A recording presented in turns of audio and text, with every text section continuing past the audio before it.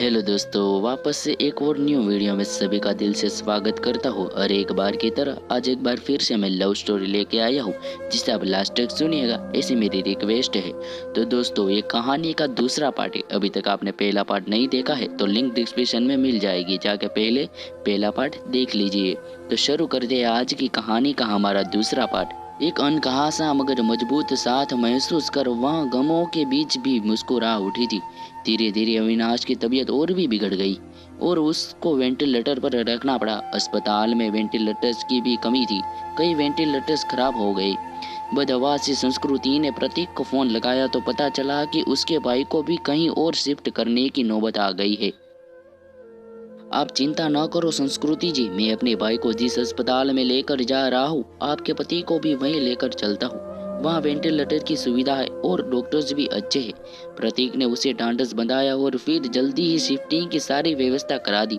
शाम में सब निपट गया तो प्रतीक का हाथ पकड़कर रूंधे गले से संस्कृति इतना ही कह सकी, आप नहीं होते तो पता नहीं क्या होता, मैं नहीं होता तो कोई और होता।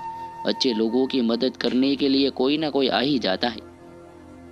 ऐसा नहीं है प्रतीक जी, मैंने अपने दोस्तों, पड़ोसियों और परिचितों सबको देख लिया। इन कठिन समय में कोई भी मेरे साथ खड़ा नहीं, केवल आप ही है, जिसे 4-6 दिन पहले तक मैं जानती भी नहीं थी। आज लगता है इससे आपके बिना रह ही नहीं सकती। उसकी बात सुनकर प्रतीक ने एक अलग ही नजर से संस्कृति की तरफ देखा और फिर मुस्कुरा कर चला गया। संस्कृति के दिल में अजीब सी बेचैनी होने लगी। वह सोचने लगी कि प्रतीक का साथ इन परेशानी के समय में भी कितना सुकून दे जाता है। अस्पताल में मरीजों के रिश्तेदारों की भागदौड़ और परेशानियों के बीच भी चंद लम्हे वह केवल प्रतीक के बारे में ही सोचती रह गई। इसी तरह 2-3 दिन और गुजरे। अविनाश की हालत काफी गंभीर थी। फिर एक दिन सुबह सुबह संस्कृति को सूचना मिली कि उसके पति की मृत्यु हो गई है। एक पल में संस्कृति को लगा जैसे वह अधूरी रह गई, उसका सब कुछ छीन गया है। प्रतीक ने जितना हो सका उससे धैर्य बंधाया। कोरोना की वजह से वह पति के शव को घर भी नहीं ला सकती थी। लॉकडाउन लगा हुआ था, घर वालों का आना भी कठिन था। ऐसे में उससे समझ नहीं आ रहा था कि पति को अंतिम विदाई कैसे दे। इस वक्त भी प्रतीक ही उसके काम आया। मुश्किल की इस घड़ी में सबसे पहले उसने संस्कृति को शांत कराया, फिर उसके पति को शमशान तक ले जाने का सही से इंतजार कराया। संस्कृति के साथ वह शमशान तक गया, फिर संस्कृति को उसके घर छोड़ने आया। संस्कृति लगातार रो रही थी, उसके हाथ पैर कांप रहे थे। प्रतीक समझ रहा था कि उसकी तबीयत खराब है, वह अकेली है, सो अपने खाने पीने को लेकर लापरवाह रहेंगी तो और तबीयत खराब होगी। तब प्रतीक ने हाथ पैर धोकर और कपड़े बदलकर उसकी रसोई में प्रवेश किया और सबसे पहले चाय बनाई। संस्कृति के साथ खुद भी बैठकर उसने चाय पी। फिर संस्कृति को नहाने भेजकर खुद दाल चावल बनाने लगा। संस्कृति को खाना खिलाकर और उसके लिए सब्जी, फल, दूध आदि का इंतजार कर और सांत्वना देकर वह वापस लौट गया। 2-3 दिनों बाद जब संस्कृति थोड़ी सामान्य हुई और पति के मौत के सदमे से उतरी तो उसे प्रतीक की याद आई। प्रतीक उसके लिए सपनों से बढ़कर बन चुका था, मगर उसे पता नहीं था कि वह कहाँ रहता है, क्या जॉब करता है। बस एक फोन नंबर था। उसने फोन मिलाया तो फोन बंद आ रहा था। संस्कृति घबरा उठी। वह प्रतीक से संपर्क करना चाहती थी मगर ऐसा हो ना सका। 2-3 घंटे वह लगातार फोन ट्राई करती रही मगर फोन बंद ही आ रहा था। अब उससे रहा नहीं गया। कुछ सोचकर वह उसी अस्पताल में पहुंची जहां उसके पति और प्रतीक का भाई एडमिट थे।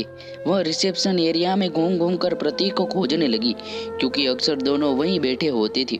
फिर वह उसे खोजते हुए वे कैंटीन में भी गई। हर तरफ चक्कर लगा लिया मगर प्रतीक कहीं नजर ही नहीं आ रहा था। थक कर वह वापस रिसेप्शन में आकर बैठ गई और सोचने लगी कि अब क्या करे। तभी उसे वह नर्स नजर आई जिससे संस्कृति की जान पहचान हो गई थी। संस्कृति के पति की देखभाल वही नर्स करती थी। संस्कृति उसे अक्सर अम्मा कहकर पुकारा करती। नर्स ने प्रतीक को भी उसके साथ कई बार देखा हुआ था। संस्कृति दौड़कर नर्स के पास गई। दुखी स्वर में नर्स ने कहा, सॉरी बेबी, तुम्हारे पति को हम बचा नहीं पाए। जो लिखा था वह हो गया, पर यह बताओ अम्मा, आपको प्रतीक याद है जो अक्सर मेरे साथ होता था? उसके भाई का इलाज चल रहा था, अभी भी उसके भाई की भी मृत्यु हो गई। वह खुद भी एडमिट है। उसे भी कोरोना है और जानती हो बेबी, वह तेरे पति वाले बेड पर ही है, बेड नंबर 125। सच अम्मा, आप उससे पहचानती हो ना?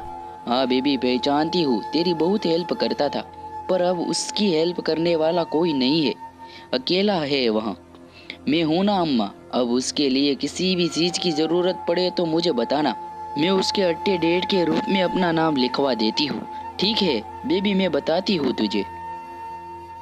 इसके बाद संस्कृति पूरे मन से प्रतीक की सेवा में लग गई। उसके लिए घर का खाना, फल, दवाइयाँ वगैरह लेकर आना, उसी की हर जिम्मेदारी अपने ऊपर लेना, डॉक्टर से उसी की तबीयत की हर वक्त जानकारी लेते रहना, जैसे काम वह पूरे उत्साह से कर रही थी। इसी बृहस्पति की हालत बिगड़ी और उसे आईसीयू ले जाने की जरूरत पड़ गई। इसी के लिए अस्पताल में क्लार्क ने उसके आगे एक फॉर्म बढ़ाया। उसमें मरीज के साथ क्या संबंध है वह लिखकर हस्ताक्षर करना था। संस्कृति कुछ पलों के लिए सोचती रही कि वह क्या लिखे, फिर उसने उस खाली जगह पर पत्नी लिखकर साइन कर दिया। क्लार्क को कागज थमाकर वह खुद में ही मुस्कुरा उठी। 2-3 दिन आईसीयू में रहकर प्रतीक की हालत में सुधार शुरू हुआ और उसे कोविड वार्ड में वापस शिफ्ट कर दिया गया। 7-8 दिनों तक लगातार सुधार होने और रिपोर्ट नेगेटिव आने के बाद उसे डिस्चार्ज भी कर दिया गया। इतने दिनों तक संस्कृति ने भी अपना खाना पीना और नींद भूलकर दिन रात प्रतीक की सेवा की थी। डिस्चार्ज वाले दिन वह बहुत खुश थी। उसने सीधा अपने घर के लिए कैब बुक किया और प्रतीक को अपने घर ले आई।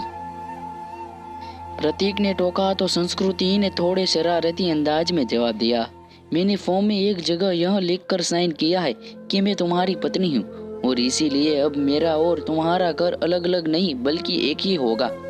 मगर संस्कृति, लोग क्या कहेंगे? लोगों का क्या है प्रतीक? जब मुझे जरूरत थी तो क्या लोग मेरी मदद के लिए आगे आए थे? नहीं ना, उस वक्त तुमने मेरा साथ दिया, अब मेरी बारी है, इसमें गलत क्या है? तुम थोड़े ठीक हो जाओ फिर सोचेंगे कि क्या करना है। संस्कृति ने अपना फैसला सुना दिया। करीब 10 दिन संस्कृति ने जी भरकर प्रतीक का ख्याल रखा, हर तरह से उसकी सेहत पहले की तरह बनाने और खुश रखने का प्रयास करती रही। संस्कृति एक संयुक्त परिवार से संबंध रखती थी। ससुराल में धन संपत्ति की कमी नहीं थी। यह घर भी पति के बाद उसके नाम हो चुका था। पति ने उसके लिए काफी संपत्ति और गहने भी छोड़े थे। बस एक हमसफर की कमी थी जिसे प्रतीक पूरा कर सकता था। उस दिन शाम में संस्कृति ने प्रतीक के हाथों को थामकर कहा, जो बात मैंने अनजाने ही उस फॉर्म में लिखा, क्या हम उससे हकीकत का रूप नहीं दे सकते? क्या मैं तुम्हें अपने हमदर्द के साथ साथ एक हमसफर के रूप में भी स्वीकार हूँ? मुझे लगता है संस्कृति कि अब यह बात कहना फजूल है। मतलब यह कि तुम ऑलरेडी मेरी हमदर्द और हमसफर बन चुकी हो। हम हमेशा साथ रहेंगे, तुमसे बढ़कर कोई और मेरा ख्याल नहीं रख सकता। यह कहकर प्रतीक ने संस्कृति को गले से लगा लिया। दोस्तों, ये कहानी से हमें इतना सीखने को मिलता है कि हर हाल में किसी की मदद करनी चाहिए, वो चाहे अनजान हो या पहचान वाला हो, हमेशा किसी की मदद करनी चाहिए। तो दोस्तों, वीडियो कैसी लगी कमेंट करके ज़रूर से बताइएगा। मिलते हैं इसी एक वीडियो के साथ दोबारा, तब तक अपना ख्याल रखिएगा। जय हिंद, जय भारत।